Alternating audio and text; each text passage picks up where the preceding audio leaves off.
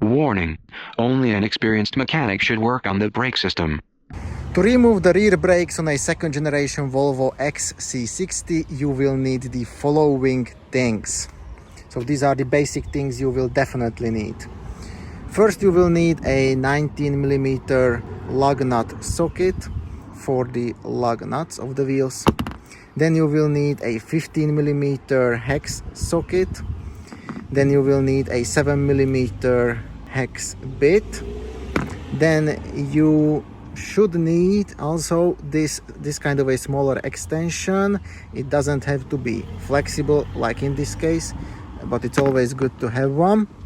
Then of course you will need a breaker bar, a regular wrench, then a wire brush, a flathead screwdriver, either this kind of a smaller one or a slightly bigger one. This is kind of ruined, but it will be fine.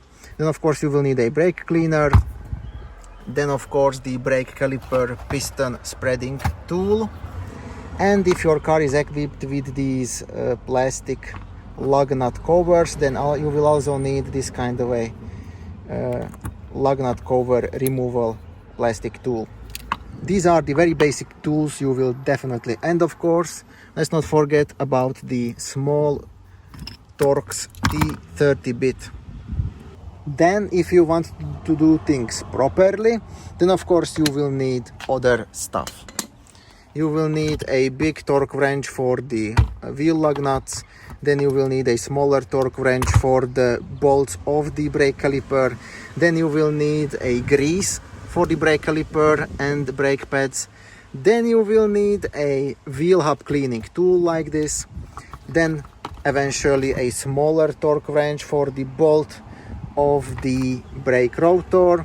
Then of course your spare parts, some old rags, some special wheel wax for the mating surface of the wheel and brake rotor, and maybe a marker if you want to be very precise. And that is basically it. And of course let's not forget about the jack. You will need a good jack, preferably a jack stand, and also a random wooden piece is also a good thing to have. Now, if this would be an older regular car, then of course you can start to jack the car up and remove the wheel. However, not in this case. This is a newer car with an electronic parking brake. So first we have to release this electronic parking brake or put it into the service position. To put the parking brake into service position on these cars, you can of course use a good OBD scanner. However, you can also do it differently. You can release it with a little special trick. So, how to release the electronic parking brake on these cars without an OBD scanner? First of all, the car has to be turned off, like in this case, and the parking brake has to be disengaged. Now, press the gas pedal completely. After this, you have to basically turn on the ignition. You can do this by pressing or basically pushing the start-stop button to the side, and you have to hold this start-stop button. So, let's turn on the ignition. Hold the start-stop button. Now, as you can see, the ignition is turned on. Now the next step. While holding the start-stop button to the side like this, you have to at the same time press this parking brake button down.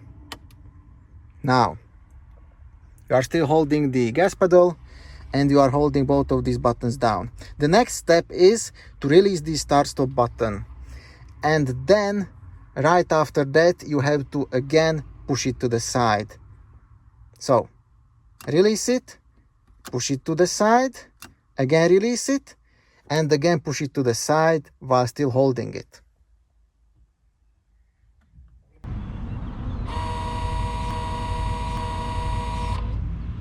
Now, as you can see, the parking brake warning light is flashing constantly, which means that the parking brake is basically in the service position, so it is completely disengaged.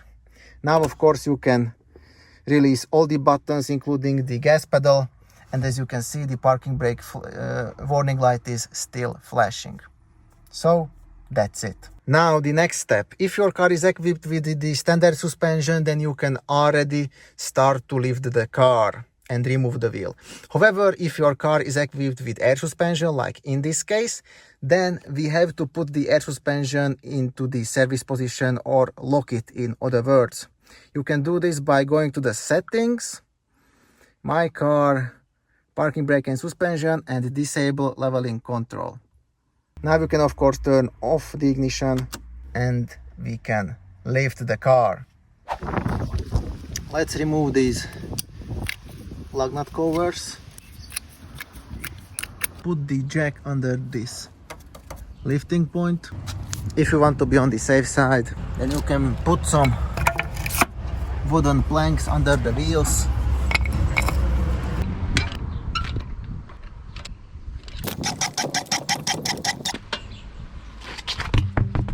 So now we have to remove this brake caliper spring clip. For this you can use an old but strong flathead screwdriver. Just pry it either here or either here. Pry it out and that's it. After this we have to remove the covers of the brake caliper sliding pins. Here are the brake caliper sliding pins. Here are the plastic covers of them. Use a small flathead screwdriver and remove the first cover, and then remove also the second cover. And after this we have to remove the brake caliper sliding pins. So here is the first sliding pin, and here is the second. You should also remove this wire here from this bracket. After this you can put this wooden block here, and now you have to release the remaining tension of the brake caliper by pulling the whole brake caliper towards yourself. And now as you can see, the brake caliper is loose and you can remove it. Put it to the side basically, like this. Make sure the whole brake caliper is not hanging by the brake cable, and that's it. Now to remove the brake rotor, you first have to remove this whole brake caliper bracket. This bracket is held in place by this bolt right here and by this bolt, which is a bit hidden right here.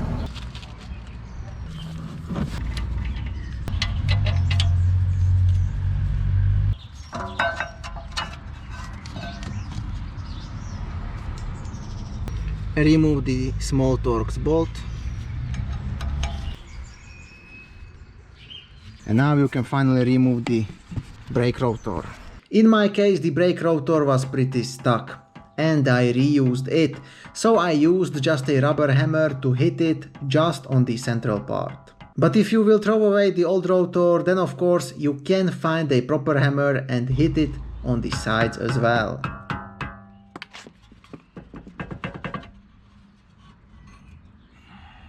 After removing the brake rotor, you can see a decent amount of rust on the wheel hub. This will not only cause the brake rotor to be stuck, but it can also cause vibrations during driving or during braking. And there is of course rust on the central section of the brake rotor too.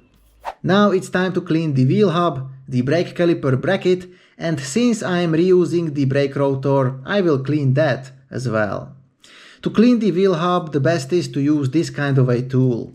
However, a simple wire brush or a sandpaper will kind of work as well. On the brake caliper bracket you have to clean mainly these areas. For this you can use a wire brush, eventually sandpaper. To clean the old brake rotor you can again use wire brush or sandpaper. After cleaning, make sure to properly dry out all the things you cleaned. So after I cleaned everything completely, including the bracket, it's time to push the brake caliper piston inside. For this of course you need this kind of a tool which you simply put into the brake caliper. But before you start to push the piston inside, you first have to open the hood and open the brake fluid reservoir. Open the cap on it and watch the brake fluid level while pushing the brake caliper piston in, since it can overflow. Now the brake caliper piston is pushed in completely. Now you can put back the brake rotor. However, before putting it back, you should clean it properly with brake cleaner. And additionally, it's a good idea to put a thin coat of this kind of a brake grease onto the wheel hub to prevent future corrosion. The same grease should be applied to these parts of the brake caliper bracket. The torque spec for the brake rotor Torx bolt is 10 Newton meters, but that's not that important. Perhaps more important is that the brake caliper bracket bolts should be replaced every time the bracket is removed, according to the service manual. This is the part number for the bolts, but if you are buying new genuine brake rotors directly from Volvo, then they should come with new bolts automatically. The torque spec for the brake caliper bracket bolts is 90 Newton meters and additional 45 degrees. After this, you can fit the new brake pads. These new genuine brake pads came with these thin spring clips, which are pushing the pads away from the rotor to avoid noises, I guess.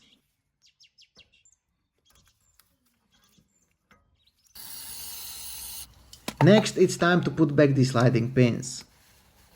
The torque spec for the sliding pins is 28 Newton meters. Next, put back the caliper spring clip. And lastly, put back the covers for the sliding pins and attach the wire to the bracket.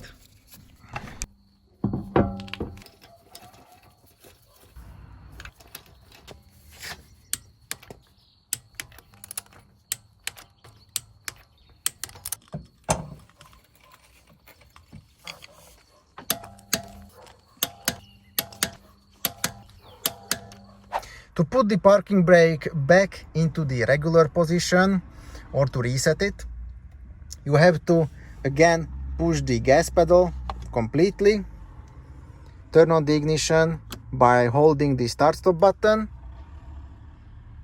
wait a bit. Now you have to basically hold the parking brake button like if you would engage the parking brake. So push it up at the same time. Now you have to again release the start-stop button, again engage it and again release it and again engage it while holding it.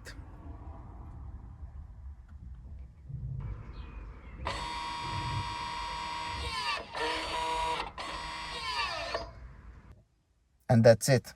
The parking brake is engaged and it's in the standard position. As you can see, the parking brake warning light is not blinking. So that's it.